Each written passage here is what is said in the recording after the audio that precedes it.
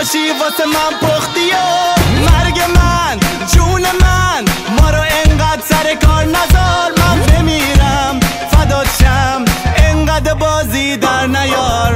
بیا بیا پیشم و مچم کن منو که واسه تو میمیرم، بیا بیا پیشم و حال بده بذار تو رو تو بغل بگیرم. بیا بیا پیشم و مچم کن منو که واسه تو میمیرم، بیا بیا پیشم و حال بده بذار تو رو تو بغل بگیرم.